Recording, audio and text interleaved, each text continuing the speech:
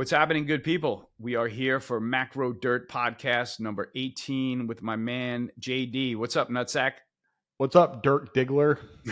Dirk, that's a good one. That's a compliment. Yeah, one of my favorite movie characters. I always wanted to I've been married for 27 years, but I always wanted to go on like Tinder and Bumble and like put on my profile, I am the man from Nantucket.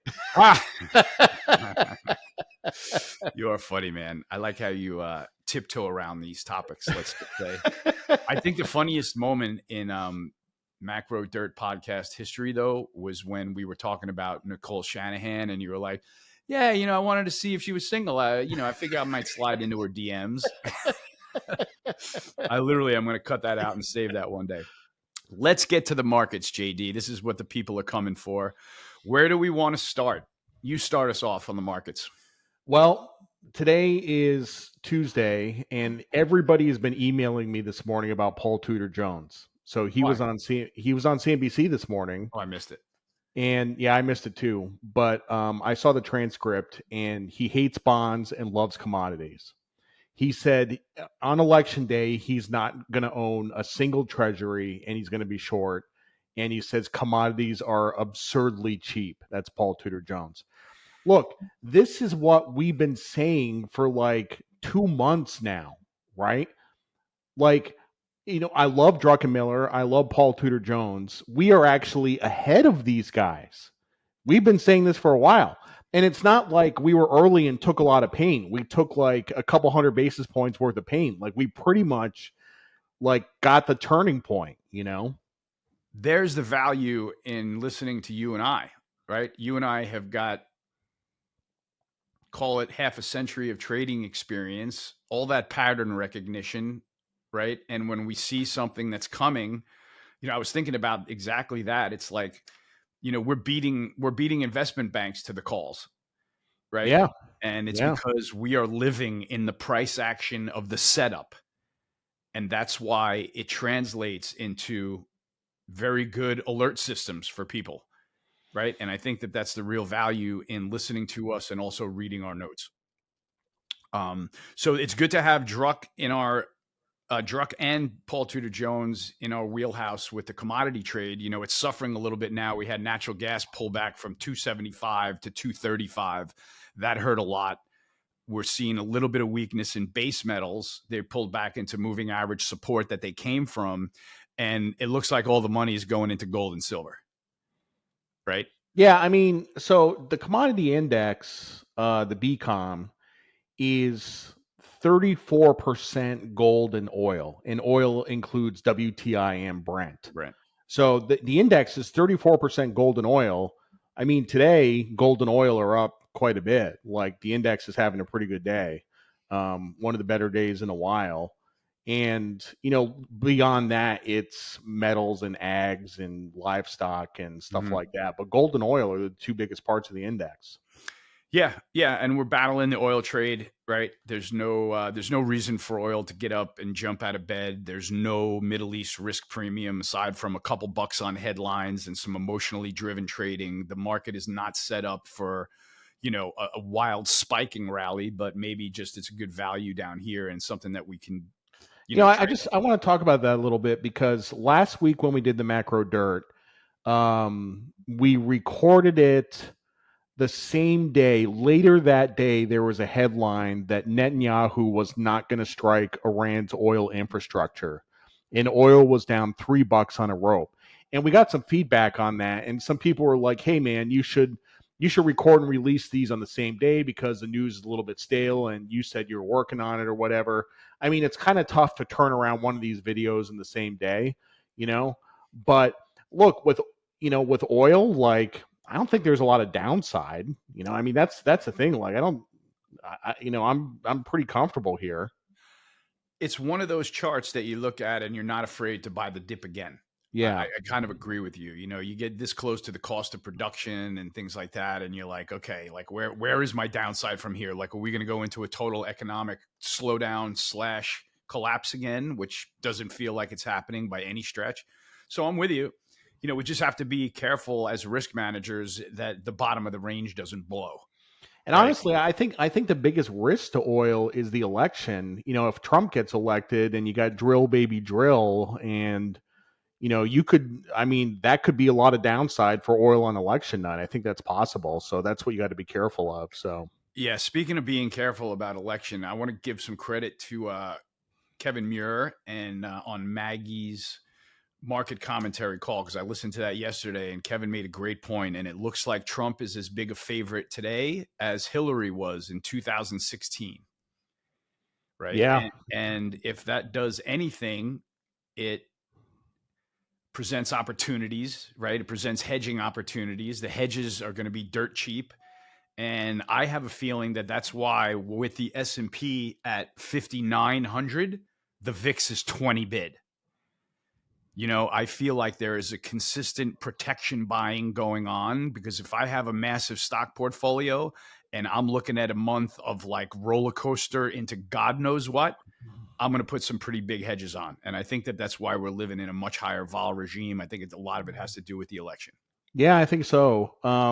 Speaking of Trump being ahead, so he's ahead in double digits in every swing state on Polymarket, and I think on Polymarket he's 64 now, 64 to 36.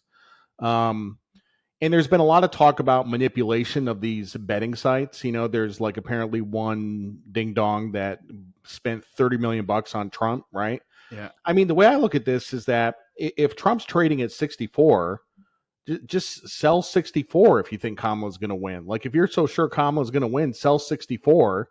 Like, I mean, that's an easy trade. I mean, I think it's pretty efficient. That's a much easier trade than trying to figure out what the fuck the market's going to do if she gets elected, right? Right? I mean, nobody knows that. I Yeah. read the Goldman Sachs report of like what happens with the Trump and an all red Congress, and then and it's all like, this is so much grasping at fucking straws that I can't even read it. Like, I'm not going to go grab that sheet once we get the election winner and say, okay, what are the trades I'm supposed to be in now? There's no way that's going to be right. There's no way. So, thanks for coming in today, guys, and putting all that work in. Mr. Market's going to decide what happens. That's it. But, I want to talk briefly about gold, because we've been chest beating bulls here and in various different phases of the rally. I think that right now it's goosed right back to the highs. More of that fiscal irresponsibility that Druck was talking about. It just came out that we're spending 1.2 T per year in debt interest here in the United States, which is 23% of collected tariffs. I mean, up 40% year to date in gold looks cheap to me with all that stuff going on right now. And I think it's hard to believe that gold is up 40% this year. I mean, I've been in the trade for so long and I've been miserable for so long. It's up 40%, and I'm like, I'm like, oh my god, it's up 40%. I can't believe it. yeah, we're like spoiled, right? Like I know. this is spoiling us. Like all of a sudden we have a halfway decent year, and it's like you feel bad about it. You're like, oh man, I didn't mean to take 40% out of the market. But gold's interesting. I threw out that I did a poll that was really interesting. What do you want to be long from now to the end of the year? And I want to talk about it briefly, because Bitcoin was the runaway favorite. 55% of 13,000 votes wanted to be long Bitcoin. I don't get it. Yeah, that took a little bit of the steam out of my bullishness, obviously. But Yep. what I loved, the lowest grade was gold, 12% of the voters. Silver was after that, and the S&P was after that, but in the teens. So that keeps me good and bullish gold and good and bullish the S&P. Stocks, for fuck's sake. There's not a short-term trade on the board that's not working, right? We're having interest rates rise, and I was playing the NVIDIA breakout to the upside yesterday with interest rates spiking. And I got paid at 4 o'clock. The thing closed at a new all-time high at 144, and I sold everything. Mm-hmm. So it's like, in the face of a down market, in the face of higher interest rates, you can trade an AI breakout and still make money. So that to me is where that we're in the situation where the market doesn't get any better. We just came alive with these higher interest rate trades now, where we're sconing home builders and home construction and retail and biotech and everything that's interest rate sensitive. And so when those trades are working, it's like, man, like every single thing on the board is working, and the S&P is doing its job, sorting out winners and losers and coming out a winner generally. So That stuff keeps me bullish. You had Goldman Sachs show up and say, and I quote, "We estimate the S&P 500 will deliver an annualized nominal total return of 3% during the next 10 years and roughly 1% on a real basis." Okay, What do you so think of that? just I mean that's I understand the sentiment behind that. That's a little bit excessive. Like so the worst 10-year period that we had was from 2000 to 2010. And the market still returned like 6 or 7% annualized over that time period.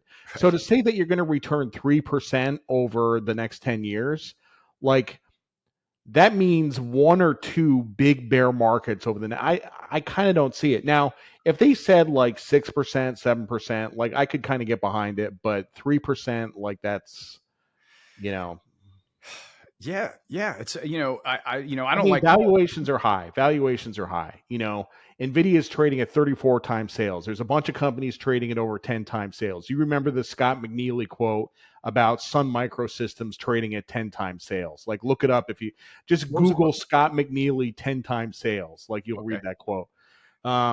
But so, I mean, the market's overvalued, and I think, you know, overvaluation, you don't have to have a bear market to restore you back to normal valuations. You can go sideways.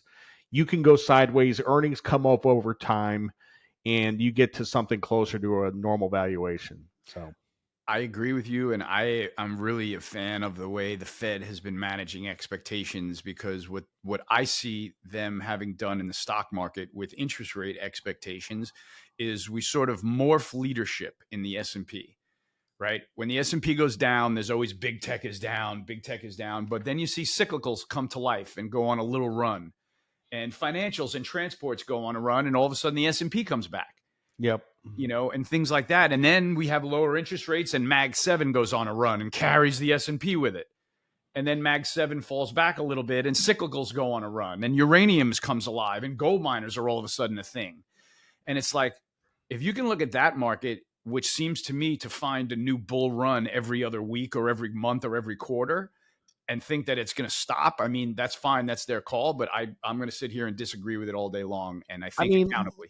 I'm a charts guy, and one of the reasons I like to short stocks is because of the asymmetry. So stocks are basically up on an escalator, down on an elevator, right? Mhm. And I like to play the down on the elevator part, like because you get paid quickly, right? Mhm. So I like to stare at charts and pick tops in the S&P.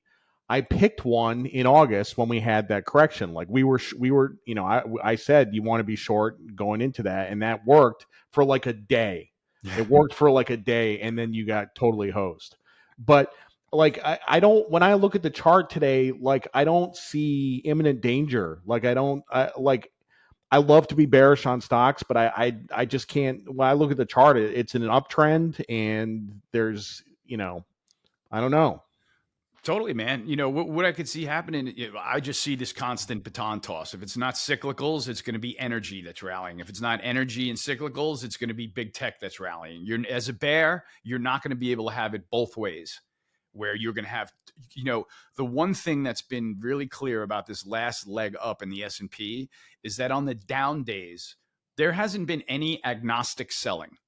Right. And you can see agnostic selling by watching the tick index on the Bloomberg. And when that gets extreme on the downside, which is a number greater than 1,500, there's agnostic selling. There are bids being hit across sectors, across stocks, and nobody is discriminating.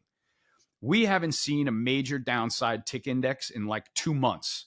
Yeah, Whereas for some contrast, during the lockdown sell off, we would see 3 to 5 extreme downside tick prints in a week. In a week.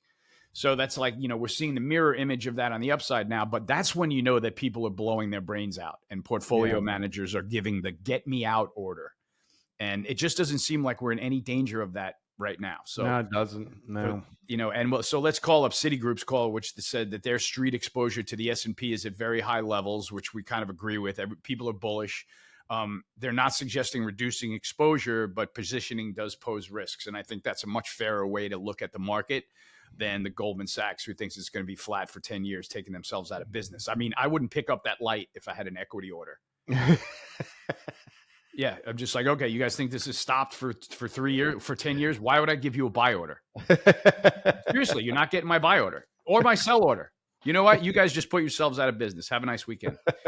Anyway, you made some good points. Let's you made a good point in one of our conversations that I want to hold you to. You said the Fed will hike in 2025. You want to stand by that?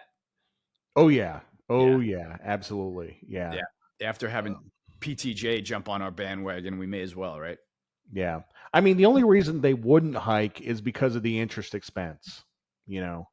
Mm, mm. Like that's a compelling reason for them not to hike because we finance most of the debt in bills. You know, bills is tied to Fed funds. Like that's the problem. But no, I mean, the economy is great. The economy is great. They cut rates 50 basis points in an economy that's fine.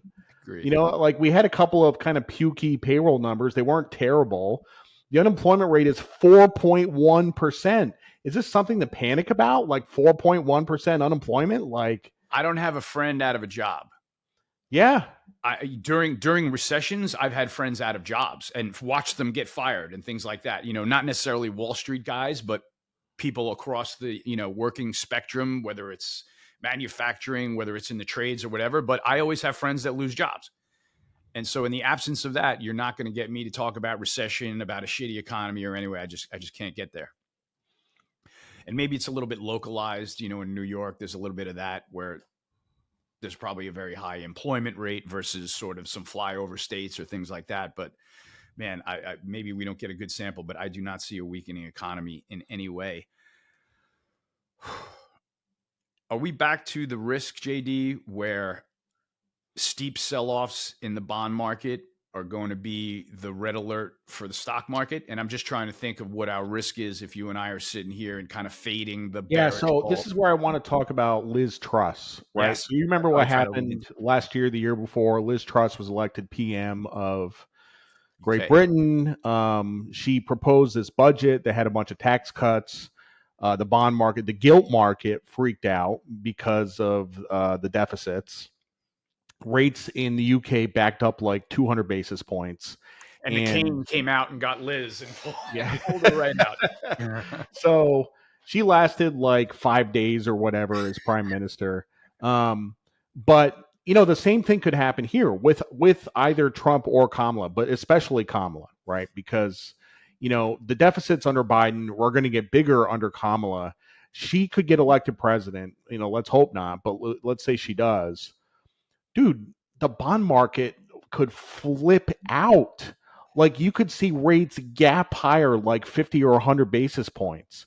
Like I do not want to be long bonds going into the election. And Trump isn't a great outcome either. Like it's better, but with either candidate you could see a complete dislocation in the bond market on election day.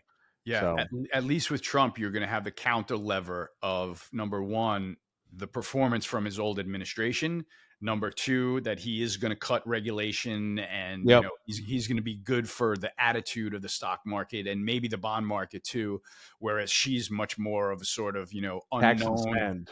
She's a multiple of the Biden admin. Yeah. Right. At some point, whatever multiple she is, I don't know if it's double, triple, whatever, 1.5 times, but she's a multiple of Biden. So I would agree. I think short bonds into Kamala is if it's a Kamala victory. Now, in the conspiracy circles, there's a lot of people that are afraid for the election. Do you get any sniff of anything like that? Do you think that possibly Israel attacks Iran and things really escalate and the election is at risk? Is that possible, or am I just have I got my tinfoil hat on? No, you got your tinfoil hat on. I mean, look, like that could happen. But the other thing is that now so many people vote before election day. Yeah. Like early voting started here a couple days ago. Like people are lining up for 2 hours to vote already. My guess is that 60 or 70% of the country will have already voted by election day. Amazing. And what's amazing about that is you have some of these fugazi states, Michigan, Pennsylvania, already coming out and say, we're not going to have results on election day. Sorry. So that to me reeks after what happened last year when we had the middle of the night shutdown and the big Biden spike. And also, I don't trust the Dominion systems at all. I think that they're flipping votes, and I think that we caught them flipping votes in a couple of states like Arizona. And I'm Dude, just Argentina in this recent election where Milei won, Mhm. right? They counted 20 million paper ballots by hand. hand. They had the result that night. I don't get it. Unbelievable. Yeah. I mean, that's like it was when we were kids, JD. Yeah. You knew who the president was around dinner time, and it got confirmed before you went to bed. There was Yep. nothing even to think about, and there was never a discrepancy, and there was never a turnaround surprise. There was never a come from behind at 2 a.m. None of it never happened. So this year is going to be quite hairy, and I'm really looking forward to it. I'm really mostly looking forward to trading out of it. I mean, I'm going to be whacking bond bids if it looks like Kamala, like you can't even imagine. Are we ready to go off markets? Did we cover everything, man. JD? Yeah, let's go a little bit off markets. We got to talk about baseball, man. Holy shite. Yankees, Dodgers. So I'm actually going to be in New Orleans. I'm going to New Orleans Thursday to Sunday. I'm hanging out with a bunch of my Lehman buddies. One of those guys is a diehard Dodgers fan. I'm a diehard Yankees fan. It's great. We're going to watch those games Friday and Saturday. We're going to be duking it out. It's going to be awesome. That is awesome, man. I mean, this series, the lineup for this series is just absolutely staggering, man. First of all, let's go over this. The World Series by the numbers. 6 former MVPs competing against each other. Ohtani, Judge, Giancarlo Stanton, Kershaw, Betts, and Freeman. Wow. Two Cy Young Award winners present. Cole. Cole and Kershaw. Yep. 2 rookies of the year. Volpe. No, not Volpe. No, it's not Volpe. It's Ohtani and who else is a rookie of the year? I think it might be one of the Dodgers. Is it Betts? Probably. Yeah, I don't even know that. 6 Gold Glove winners. 3 of the top 4 MLB jersey sales leaders in Ohtani, Betts, and Judge. $627 million combined payroll. And this is the first time since 1976, which was the red sweep of the Yankees, that the 2 MVPs of each league and top 2 records in the American League and National League will face off for the championship, man. If you don't see this as one of the great clashes of titans of all time, man, you're kind of missing the point if you ask me. There's one thing I got to talk about what got the Yankees here. The Juan Soto at bat was the biggest Predator moment in baseball history that I've ever seen. How many times have you watched that at bat also? I know. Did you see him staring down the pitcher? Yeah. Did you see him talking to himself? Like, I'm all over you, man. I'm all over. After every pitch, he stared right back at the guy going, I know what you're doing. I know what you're doing here. And then 2 pitches before the home run, he does the nice contact. And then the pitcher threw the first fastball of the at-bat, and he deposited it into the stand. That was a Predator. Like, I've never seen a guy at-bat be the Predator more than the pitcher in that instance before. So that's really exciting for me. We're going into the music section, JD. How was the concert? Yeah. It was awesome. That was a bucket list item for me. The was my favorite band in high school, in college. Loved the Matt Johnson, and I had an opportunity to see them live 6 years ago in 2018, and then a hurricane hit, and I couldn't leave. I had tickets to see them in Boston. So they have a new album. They're touring. I saw them at the Beacon Theater in New York. Freaking incredible. Absolutely incredible. Bucket list item check. So that's awesome. And I wish I would have paid more attention to your call there earlier, because I got up this morning and listened to Mindbomb. And I'll tell you that my brain exploded. It was absolutely awesome. The Violence of Truth. Yep. What a fucking song. What is evil? What is love? What is the force that possesses us? Where is the beauty? Where is the truth? Where is the force that watches over you? I mean, what I love about this band, and it's literally like the first time that I've ever listened to them because I had to kick the tires on your call. What I love about them is that I can hear all of the influences coming through. Yeah. I hear Tragically Hip. I hear Depeche Mode. I hear New Order. I hear Flaming Lips. I hear Bauhaus. I hear U2. It just comes all blaring out of the speakers. And that is really, really awesome how they come together and put together their own really awesome sound. I So mean, Matt Johnson, who's the lead singer tell me in, about him. I don't know anything about him. I mean, look, Matt Johnson is a big time lefty. He always has been, but he's got a sense of humor about it. Like he's a decent guy. You know what I Uh-huh. mean? Like Yeah. he's not an asshole. Yeah. And he's the best lyricist of. I mean, I put it above Bob Dylan. The lyrics. There's a song on that album called August and September. Yeah. Look up the lyrics to that song. It's a love song. It's, oh my god, like it is my favorite song of all time. Go listen to August and September. Yeah, that's amazing. I love to come across bands that really, really care about their lyrics. Because one of my favorite bands that I go to listen that I see more than anybody is Fish, and they could give a rat's ass about their own lyrics. They sing shit like "I like meatballs, so you better get ready." You know, I mean, and that just doesn't do anything for me. I love the music and stuff like that, and I love the goofiness of it. But I mean, when I listen to a song and I hear "What is evil? What is love? What is the force that possesses us?" Like I'm in, hook, line, Yeah, and sinker. I'm emotionally invested, and I want to hear more. yeah. Speaking of something I want to hear more about, I got to do a throwback call because I saw a Bee Gees "Staying Alive" video the other day, and there is not a moment in my life that video and song doesn't blow my hair back.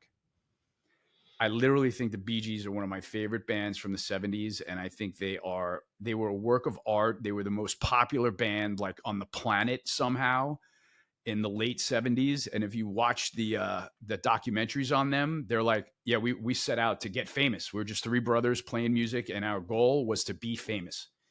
But there's something cool about the staying alive thing that I just can't get over. You a Bee Gees fan? I mean, I wouldn't say I'm a fan. I mean, I can appreciate it. You know. You're not appreciating it enough because they define cool. Yeah, I guess I don't get it. I don't know. Like I never. I don't know. I should Go back and listen to the Saturday Night Fever soundtrack, and I'm telling you, you won't be disappointed. Saturday Night Fever is like the most depressing movie I have ever seen. It is so dark. When I saw it, I didn't see it when it came out. I saw it maybe 15 years ago. And I was expecting this disco movie, happy movie, whatever. And I was like, oh my God, this is so dark. It's incredibly dark. I'm like, I can't watch it again. I can never, that's a watch once for me. I can't watch it again. You know, it's funny. I remember seeing it. Put it this way. I remember when my mom and dad went and saw it in the movie theater. I remember it like it was yesterday. They were into disco dancing. Literally, they used to go to places where they practiced doing the hustle, like, Yep. with groups of people and things like that. It was part of the culture in the 70s. But I remember being like energized by the music, and my dad came home with the double album, and I'm spinning this with my other records, and I'm like, damn, this is awesome tunes. Then at a very young age, I got to watch like the VHS recording of the movie, and I was not old enough to understand what was going on, and I think that I was damaged for life. Yeah. Literally, I was like, what did I just freaking watch, man? And then I went back and watched it again as an older teenager and in my 20s, and I was like, man, oh man, I mean, I shouldn't have been watching that at 14 or 15 or whenever I Yeah. saw it. This is an adult film. And what, like you said, and you're expecting this like fun, groovy, dancey, awesome Yep. disco movie, and you're not getting that, man. You're not getting that. You mentioned something about conservative celebrities to me, JD. Why are we talking about that? Well, the reason I wanted to bring it up is, first of all, how many conservative celebrities can you name? So Two, Clint Eastwood, Gary Mark Wahlberg. Sinise, Mark Wahlberg is conservative. Yeah, I Yeah, guess he is. yeah, Yeah. he's Catholic, practicing God-fearing. Who else? Gina Carano. John Voight. James Woods. Right. Yeah, But a lot of these guys have been excommunicated. They're not in the business anymore. And if you're a conservative in Hollywood, you have to keep your mouth shut. You know what I mean? There's a lot of closet conservatives in Hollywood. Like Chris Pratt is a good example, right? So I I feel the same way in the writing world. You know what I mean? Like how so? the writing world is Uniparty? yeah, it's 100% liberal. Like, Hmm. there have been conservative writers in the past, like Barry Hannah and John Updike and people like that, Raymond Carver. Dude, it doesn't exist anymore. Like, there's no conservative writers. Yeah, that So side of the culture war is really absent, isn't it? yeah, Yeah, man. It gets a little hairy, and I think we might be finding out why, man. The Sean Diddy Combs scandal, and I don't want to go into all the details, but that's man, gross. it's gross and it goes deep. And the one thing that just came out that sounds factual is that it sounds like there was an ordeal with a 13-year-old I girl know. and a Hollywood's couple that was watching. And you know what I'm amazed at right now? How is everybody on Twitter not saying, "Okay, who's the couple? Let's have it. Yeah, Go." And then all of a sudden, Usher shows up at the Kamala Harris I event in a know. turtleneck stumping. I mean, it's like they tapped him on the shoulder and said, "Hey, pal, why don't you go stump for Kamala? Otherwise, some of this stuff might, I don't know, get out." I mean, and it sure looks like they are as owned can be. And so I guess that's why those conservative people that stick to their guns and say, "I'll pass on that, skeeve life," and they're the ones that get excommunicated, and that's it. Yeah. So it's a little hairy, but it sounds like we're going to get to the bottom of that thing. And man, oh man, that might be a dirt cast one day all of its own. Well, I don't think they're going to make the same mistake with Diddy that they made with Epstein. Yeah, it seems like they've got him bottled up. And I mean, I've heard I don't even want to go into it. It's going to be very, very satisfying to find out. More importantly, I would like the sex trafficking to stop. Yeah. That's what needs to happen, and that's probably another podcast also. But that's probably something that would make us all very happy if we could do that. What else are we leaving out? Anything, JD? No, I think that's about it. Liver lips. Yeah, I think so. I think we're cruising along, and I love this idea of being careful about the bond market if it's Kamala, being careful about the bond market if it's Trump. We're going to be on our toes for the next couple of weeks, but we're going to hash everything out right here on Macro Dirt, right? Oh yeah. All right, baby. That covers it. Hasta la vagina, everyone. Hasta la vagina.